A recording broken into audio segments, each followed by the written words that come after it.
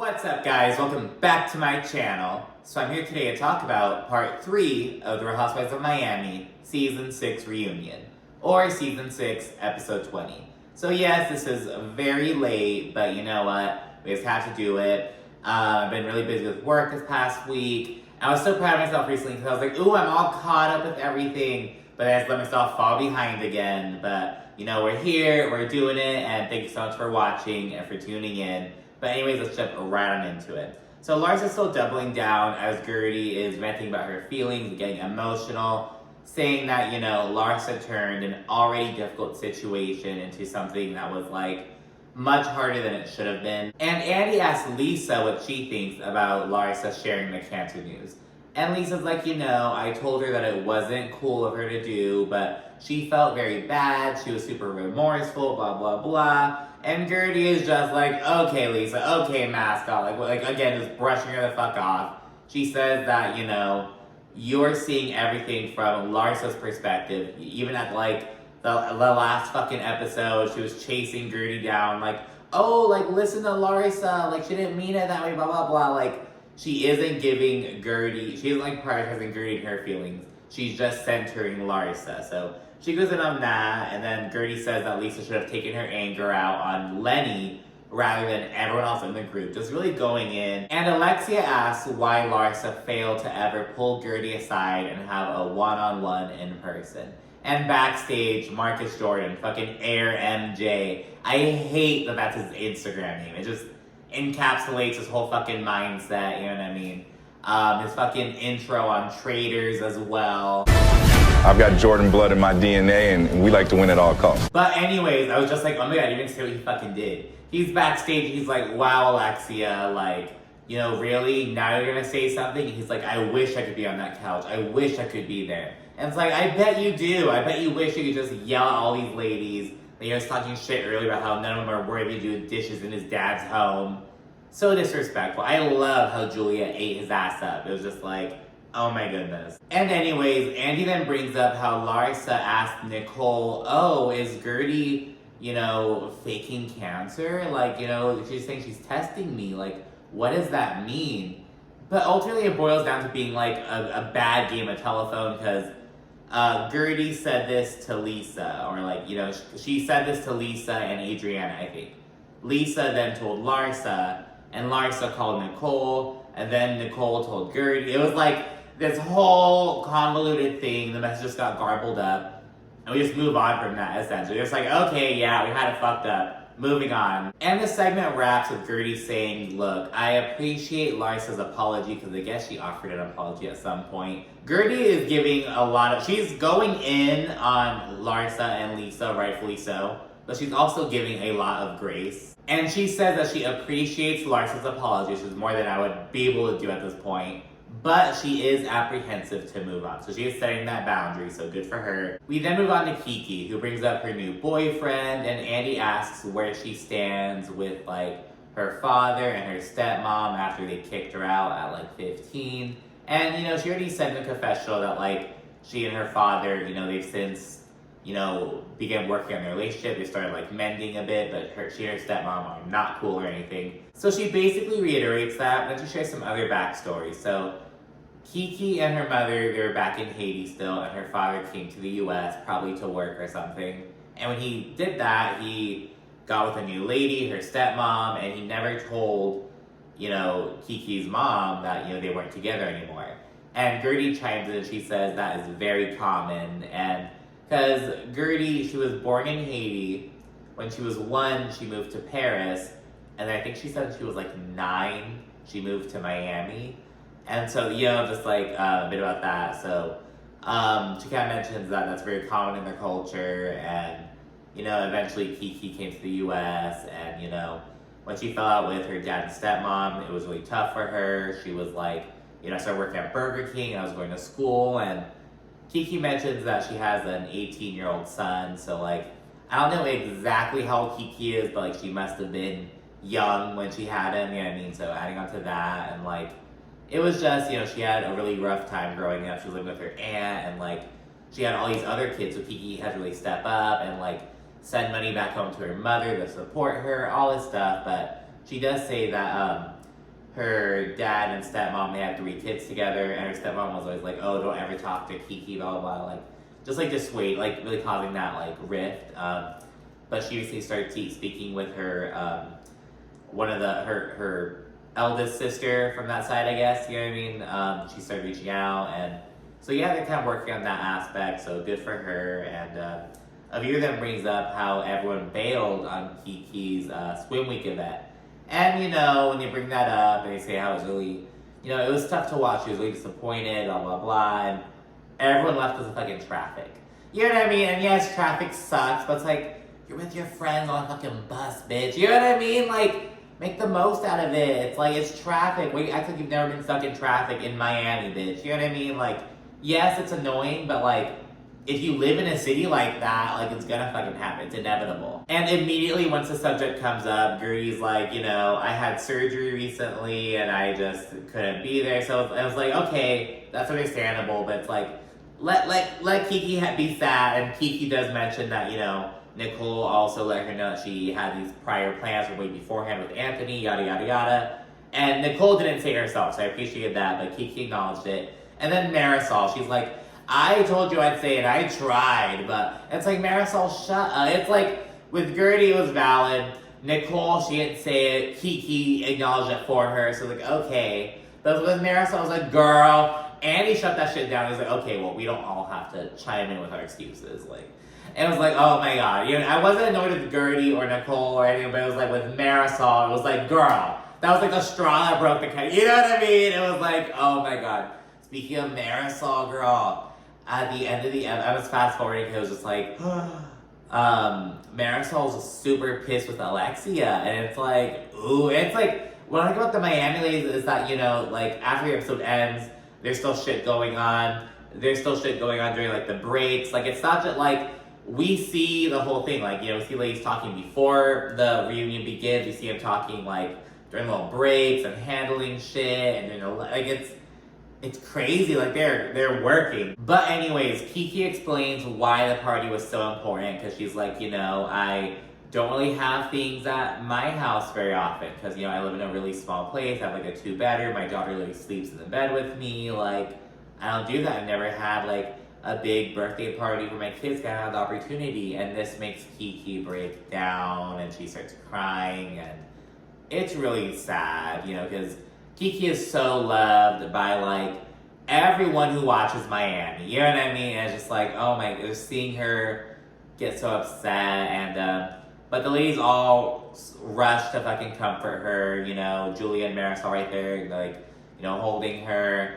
Everyone, they're all like, you know, when's Summer's birthday? Summer's her daughter, and they're like, let's throw a big old birthday party for her. Let's all, like, come together and throw, you know what I mean? They're like, let's do it. So that's really sweet once this comes up. Kiki, while she's still, like, crying, she's trying to, like, shift the mood. She jokes, like, well, since you're talking about it, my son's birthday is on October 5th.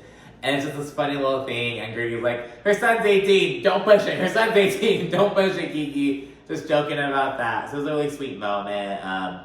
And yeah, so it's really nice to see. I hope that, you know, we get to see this birthday party on Miami next season. Hopefully with Kiki being a full-timer. But if not, you know what I mean, the friends on Miami, I hope the friends on Miami get paid more than the friends on other franchises. Just because of, like, the friends on Miami were there the entire reunion, for the entire, like, you know, because usually the friends of come on, like, halfway through and then leave, you know, right away. So yeah, I hope to get paid better. But anyways, we then get a segment highlighting the city of Miami and whatnot. And we get some chit chat about some ladies' personal goings on. Like, Nicole shares that she's due in, like, late April. And Anthony's assuring her that they'll be in the new house by early April. And yeah, we got some other stuff. And Larsa then mentions that she's been taking a beating all this season, which Gertie says was well-deserved. We think a Julia segment, it discussed the guava jam prices. And everyone's like, for a good jar of jam, I'd pay up to like $15. And, you know, Julia's like, oh no, I've done research online and I've seen up to $50. Like, don't try to shit on me on my $30 jams. And it's like this whole thing. And she's like, do you know how much money goes in? Like, do you know how much chicken feed I have to buy so that way the chickens poop so I can fertilize the guava trees? Like, this is some fucking farm to table ass shit, bitch. Like, and so, and good her celebrity and stuff, you know, good for her. I won't be buying the $30 jams, but hopefully there are people out there who would. We then discussed the opera surprise that she had for Martina, and he asked Julia about, you know, maintaining her friendships with both Adriana and Alexia. But she's like, you know, it's not a big deal. Like, I've been friends with Adriana for like 10 years now, and Alexia and I organically came together. I'm not gonna let outside factors impact these friendships, blah, blah, blah. So, good for Julia. And afterwards, Adriana clashes with both Alexia and Marysol over the same old shit, just talking shit with each other. And Julia says that she and Martina decided to give themselves a 1-year window to try to adopt again. She then mentions that, you know, because, you know, she has 2 daughters, she would have loved to have a little boy, but now she's like, I'd also be happy with like a little girl at this point. Just another child would be great, you know what I mean? So we discussed that before we get into the Mexico City portion.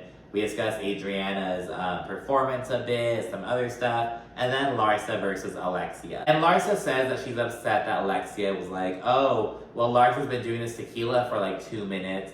But Alexia's like, well, that's how long I knew about it. And Larsa's like, no, everyone here knew about my tequila brand that was doing it. But everyone's like, I did. Like, she literally asked, like, Marysol knew about it. Marysol's like, I had no idea. And she's like, how about Nicole, you knew about it? Nicole's like, I knew that. Like, no one knew anything. It's like, oh my gosh. Alexia and Gertie then say that Larsa's a product pusher. It's like, okay, you have your tequila brand, you have your dog collars, you have this. And it's like, you're always doing, you have this jewelry line, like, you have all these things we don't hone in and focus. And that's how I feel about Wendy a little bit. It's not really a product pusher, but like, I have to do all these businesses. Wendy Osefo on Potomac is just like, you gotta like lock in a little bit. Like, where are the candles? You haven't talked, and you know, Karen hasn't talked about the candles in a little bit either, but for seasons upon seasons about the candles, the fragrance line, I'm assuming that, you know, she's able to support itself a bit at this point, but with Wendy, it was like a one and done kind of thing. You know what I mean? Like, oh, talk about that one season? All right, next business, next storyline. And it's like, you have to get some TLC, you have to see it grow, and you have to see you, like, promote it, you know? I don't know. Speaking of which, I hope that Lisa stays doing her perfume and that kind of thing. We didn't really go into too much detail about it, so that's not really a good sign. But hopefully she, you know, sticks with that. Because I want to see, like, actual, like, businesses, not just storylines. You know what I mean? I want to see things grow and, like, do shit. Like I'm talking, like, I want, like, Vicky with Kodo Insurance. You know what I mean? I want to see, like, businesses, bitch, you know? But yeah, back to the Mexico City trip. We then hone in on the boat ride from hell. It's always, I'm glad it's a boat ride from hell and not fucking another dinner from hell. It's like, okay, there's always a dinner from hell, dinner from hell. And the Beverly Hills dinner from hell wasn't even that, well, okay, when you think of dinner from hell in Beverly Hills, I think of like the Amsterdam thing. But people are calling the dinner, like Kyle's weed dinner. Like, that's the dinner from hell. It really wasn't. It really wasn't. But yeah, after diving into this segment, Kiki goes in on Lisa. And, you know, she said that she was being disrespectful and that she looks down on people like her and that she, like, makes her feel unwelcome and that you're going to respect me. Like, she really asserts herself like that. And Lisa's like, I have never thought that about you. I've never, like, said, like, what are you talking about? And Gertie chimes in. She's like, Lisa, Kiki is just more hurt than anything. And Lisa's like, but I'm hurt too because she's saying these things that aren't true because I've never said that. I've never thought that. I've never, like, really asserting herself like that. And Gertie's like, I know. Like, just really, she's kind of trying to mediate between them a bit, which I'm glad to see because, yeah, Gertie was going in on Lisa earlier. And Lisa deserved it. I'm not going to sit here and act like she didn't. But, Gertie is just so graceful. She's, like, embodying, like, she's, like with Larsa, and eventually she, like, gives her a hug and everything. And it's like she's really doing that while she's still asserting boundaries. So I like that about Gertie. Good for her. And they then dive into Lisa questioning if Kiki was going to, like, throw their juice box at her, blah, blah, blah, blah, blah, blah. And she's like, that's just, I was trying to, like, make a joke out of it. But it's like, that wasn't, like, there's a way to do that. You weren't cracking a smile or, like, laughing at all. It was very, like, serious. Granted, she should be deadpan, but that's not what it gave. You know what I mean? It doesn't seem like Lisa's, I don't know, it didn't seem like it was in a joking manner, but they do say that's, like, not cool, blah, blah, blah. And they kind of agree, it's like, hey, it was, like, a misunderstanding. It was not, you know what I mean? So they kind of, it boils down to that, essentially. Andy then brings up Lisa saying that, oh, I can't fix your childhood traumas. I'm not a therapist. And she said that her delivery was terrible. And he's like, your delivery or the message? Like the word. She's like, the delivery and the wording and the message. But like, look, I just didn't, know these things about you. You don't know things about me. And they basically both acknowledge that and say that, they'd love to get to know each other more. Lisa apologized. I think Kiki also apologized. Like, they agree to move on, essentially. And now the reunion's kind of winding down a bit, and we get the ladies sharing some reflection. That's kind of just like standard shit, you know what I mean? Like, Nicole talks about how she's really excited to, like, have a baby girl and, like, dress her up, yada, yada, yada, all that stuff. Larsa's like, oh, I'm just better than ever. I'm just in such a great place. Just like the shit you would, like, expect them to, like, say. With Kiki, actually, it's really nice because she was, like, talking about how she's glad that, like, she's, getting to, like, show herself a bit more of who she is. Julia, who, by the way, she mentioned earlier how Kiki really reminds her of, like, a younger version of herself, and how, it's really hard for, like, a young single mother trying to make it in the modeling world here in the U.S. without, while not being born here and doing it on her own. It's tough and it's hard. So and I like that you pointed out, because I never thought of it in that way. Like, wow, Julia and Kiki, because Julia's always been a single mother up until she got with Martina. She was never, so it's like, she touches on that. So it's like, good,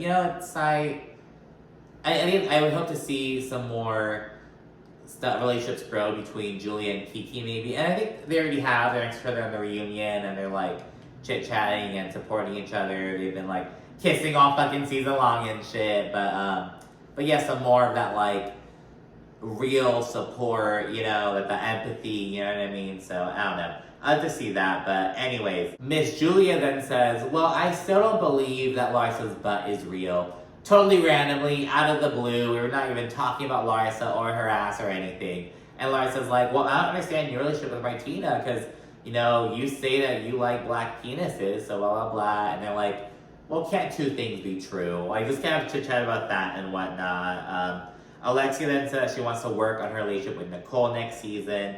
And Larsa then shadily says that Alexia owes them all an apology for saying that she's the only one who doesn't lie. And Alexia's like, you took months to apologize to Gertie. You want me to apologize to you? Ay, por favor. And it's like, it's fucking true. And Larsa, you have some balls to be asking for an apology for some shit that happened 6 hours ago. It's, by the way, like, seeing that timestamp, like, oh, it happened 6 hours ago. It's like, damn, I forget these things are like all fucking day. Holy crap. But anyways, Andy then asks Alexia to list the liars, essentially. And she starts with the biggest liar, Adriana. Which is like, I totally expected it, but it was like so out of the blue. It was like, Adriana wasn't saying anything. She was like just sitting there shutting up. I like hollered. That was so fucking funny. And Alexia says that she thinks that Nicole lied about the Anna thing, that she thinks that she proved that. And honestly, I think that she did make a case for that. And, Nicole's like, I didn't invite her. And it's like, yeah, you didn't invite her, but were you totally in the dark about the state of Alexia's relationship with Anna? I don't really, because she brought timestamps and shit, because she was like, oh, I thought you guys were all good. Yes, but that was before last reunion, in which you said, oh, Anna reached out to me. Yeah, and it just seemed like it was always with some negative stuff, about Alexia, or like to be shady towards Alexia. It's like, why would she reach out to you if it weren't to like spite Alexia? You know what I mean? So, I don't know. I see a case with that. She then says that Lisa's honest, Larsa lies, while Gertie, Kiki, and Julia are all honest. And as far as Marysol, her bro, Alexia says, Marysol doesn't remember.